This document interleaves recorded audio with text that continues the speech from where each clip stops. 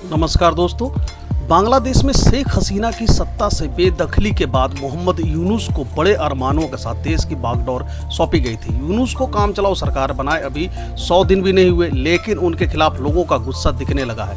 वहीं विपक्षी Bangladesh nationalist party यानी कि बीएनपी के प्रमुख खालिदा जिया भी आंखें तरने लगी है। आपको याद होगा, खालिदा जिया को अभी मोहम्मद यूनुस ने ही जेल से बाहर निकाला है।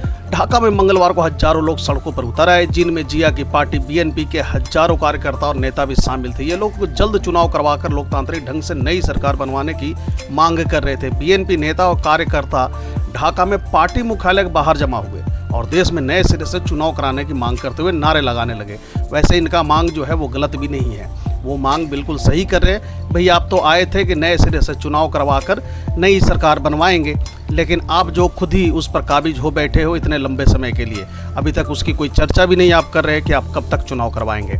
बांग्लादेश में शेख हसीना के प्रधानमंत्री पद से इस्तीफा देने और देश छोड़कर चले जाने के बाद नोबेल पुरस्कार विजेता मोहम्मद यूनुस के नेतृत्व में काम चलाओ सरकार बनाई गई थी।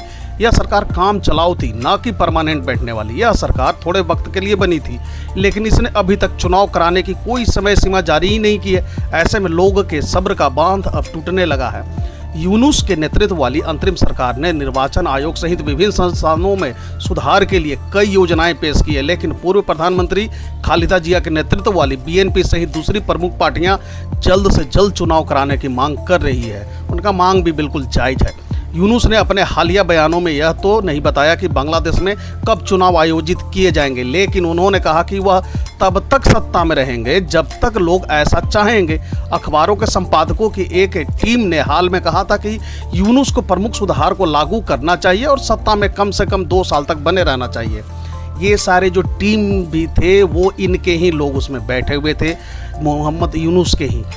बीएनपी ने शुरू में 3 महीनों में चुनाव कराने की मांग की थी, लेकिन बाद में उसने कहा कि वह अंतरिम सरकार को सुधार करने के लिए समय देना चाहती है। हालांकि अब उसका मन बदलता दिख रहा है। बीएनपी कार्यकारी अध्यक्ष तारिक रहमान ने कहा कि पार्टी ने सुधारों के लिए अंतरिम सरकार की योजनाओं का समर्थन किया, लेकिन ऐसे में बदलाव तभी कायम रहेंगे जब लोगों को इस प्रक्रिया में अपनी बात कहने का अधिकार मिलेगा। रहमान ने यह नहीं बताया कि अगले चुनाव कब होने चाहिए, लेकिन कहा कि किसी भी सुधार का अगली संसद में समर्थन किया जाना चाहिए। उन्होंने कहा केवल स्वतंत्र और निष्पक्ष चुनाव ही लोगों का राजनीतिक सशक्तिकरण सुनिश्चित कर सकता है। तो फिलहाल के लिए तो अभी बांग्लादेश में स्थिति जो है अस्थिर बनी हुई है, इसको स्थिर नहीं कर सकते। कभी भी मोहम्मद यूनुस भी जा सकते हैं, इसलिए देखते हैं इसमें आगे क्या अपडेट आता है।